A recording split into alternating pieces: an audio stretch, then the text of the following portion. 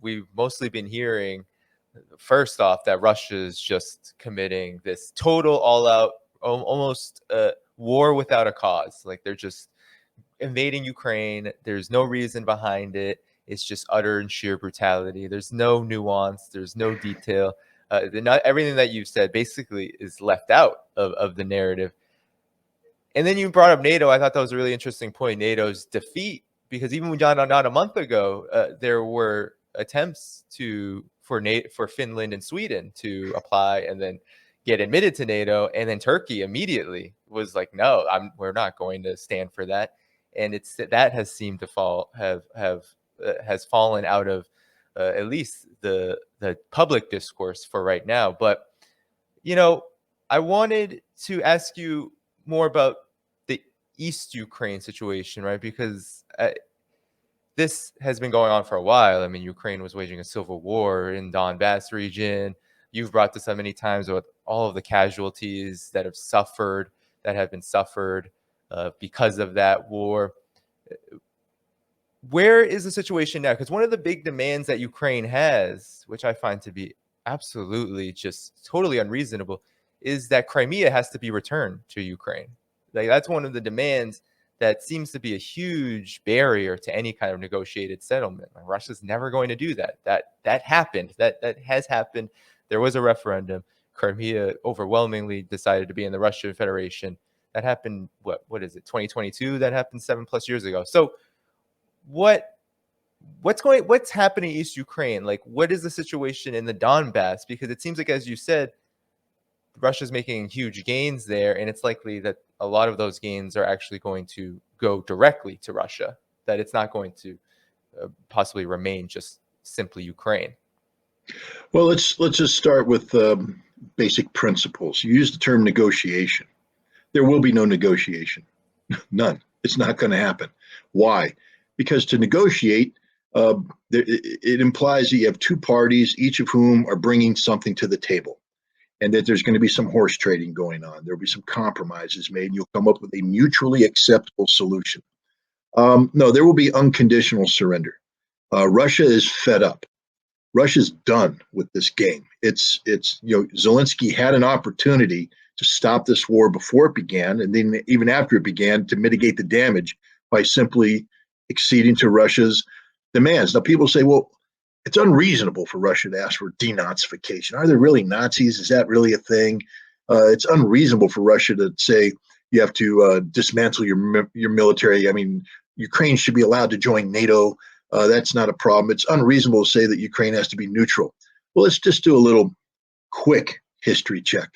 The Ukrainian nationalists under Bandera came into being in the 1920s. They considered themselves to be some sort of superior race. They aligned themselves with Nazi Germany in 1944 when Germany was defeated. The CIA began backing them, 45. And we backed the Bandera movement because they were killing communists. And for nearly a decade, they fought a guerrilla war that ended up killing 150,000 Poles, 200,000 Russians, whom these Ukrainians view as subhumans. They were ultimately defeated militarily, but the CIA continued to fund them from 1954 up until 1990, fund their political movement. There's a Bandera camp just down the road here. There's Bandera camps in Canada. The Western Ukrainians have a large diaspora in the United States and Ukraine. They're very heavily involved in politics. Many of the names from the Russiagate scandal are Ukrainian Americans who date back to this Western Ukrainian diaspora, and they also assisted in the resurrection of the Bandera movement, the legitimization, the mainstreaming of it in 2014 during the Maidan revolution, a violent coup against a duly elected, pro-Russian president of Ukraine who was overthrown. But the important thing here, and this is why it's relevant when we talk about Eastern Ukraine, the Ukrainian nationalists, although they're a distinct minority in Ukraine, became the heartbeat of this movement, especially in terms of its violence, its anti-Russian violence. They insisted that new laws be passed that not only elevated Bandera to a national hero status, but also outlawed the Russian language, outlawed Russian culture, pretty much banned Russian ethnicity. And then they violently enacted this. In May of 2014, they went to Odessa, stuffed 150 Russians into a building, set it on fire. Nearly 50 of them burned to death or died of smoke inhalation. And this was part of the purging of Russians from Odessa, a Russian majority city. Then they tried to make a run on Crimea, but the little green men, the Russian soldiers, got in the way, and we know what happened in Crimea. And here's where it gets important about eastern Ukraine. Then they moved up to the city of Mariupol, which is a Russian-dominated city on the Sea of Azov coastline. You've heard of the Azov Regiment or the Azov Battalion. These are Ukrainian neo-Nazis who took over Mariupol and created a headquarters for their movement to begin the ethnic cleansing of the Russian population in the Donbass. You called it a civil war. It's not a civil war. It's ethnic cleansing. It's genocide. That's exactly what they were doing. The trials that will come out will expose this. I don't need to get into the gory details except to say that the Russians have in their possession the flash drives, because one thing we know about rapists and murderers is they like to film their crimes and then brag about them amongst each other. They share them. So the Russians have captured the thumb drives with all of the crimes perpetrated, the rapes, the murders against men, women, children. This will come out at trial when they put these thousands of captured Nazis on trial. But these Nazis were there. They started a conflict that led the Russian population to declare independence. And here's an important fact. When the Russian population of Donetsk and Lugansk declared independence, Russia wouldn't recognize it. Russia said, no, you're part of Ukraine. So anybody who says, Russia is a land grab by Russia, no. Crimea wasn't a land grab. Crimea was a self-defense mechanism. Crimea is Russian. An accident of history that it ever became part of Ukraine. But the Donbass, the Russian government said, no, that is part of Ukraine, and it will stay part of Ukraine. We will defend the Russians, we'll defend their rights, but we're not going to allow them to leave Ukraine. So an 8-year conflict began. 14,000 people, 14 to 16,000 people were killed, many of them children.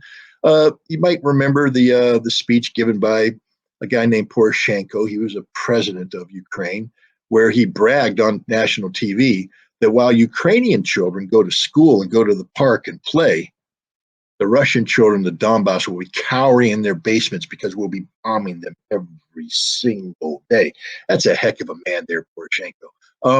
But what the other thing that's important about him is, Russia tried to have a peace process. They actually sat down with France and Germany in something called the Normandy format, and in a peace accord called the Minsk Accords in 2015 were agreed upon. And all the Ukrainians had to do was implement it, which meant simply providing a special autonomous status for the Russians in the Donbass so that they could speak their language, their culture would be preserved, but they're still part of Ukraine. Now, for 7 years, Ukraine didn't sign it. They always said, well, we have problems. We were forced into this treaty. We didn't want to do it. And the Germans and the French never really pressured them to do it.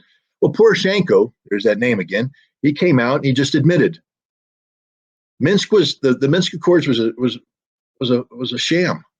We signed it knowing we were never going to implement it. And here's the important thing. We signed it to buy time so that we could build up our military so that we could take the Donbass and Crimea back. Now, why is this important? Because in 2015, the same year that the Minsk Accords were signed, the United States and NATO began training the Ukrainian military. The United States was training 5 battalions of Ukrainian forces a year to NATO standards. And then there's this wonderful little slide where they brag about it. They say, we train them here in this Western Ukrainian training thing, and then they have an arrow so they can go here and kill Russians. This is America bragging about it. We're training 5 battalions of Ukrainian troops to NATO standards so they can go to East Ukraine and kill Russians. So that's 40 battalions that we trained. That's a lot of battalions, by the way. And this puts in perspective why Russia is so angry at NATO, because this isn't a defensive alliance. NATO is using, is empowering the Ukrainians to lie diplomatically about the Minsk agreements, knowing that the Ukrainians will never implement it, even though we say we want them to buy time so that NATO can train Ukraine to build a military to kill Russians. And so when Putin went across the border, ordered his troops across the border on February 24th, everybody said, well, this is an irrational land grab by a power-hungry madman. No, this was an act of legitimate self-defense by the leader of the Russian people, who was fed up with the lies, the murdering, the duplicity of not just Ukraine and their Nazi, militants, but NATO, who was actively training and arming the Nazis. So that's the situation in East Ukraine. And I think what's going to happen now is we're going to find that Russia will never allow the Ukrainian government, whatever's left of it, to hold sway over significant Russian populations ever again. It will not happen. So Ukraine is going to lose a lot of territory, and they're going to lose it forever. It will never go back to Ukraine. That's the reality of the situation on the ground in eastern Ukraine right now.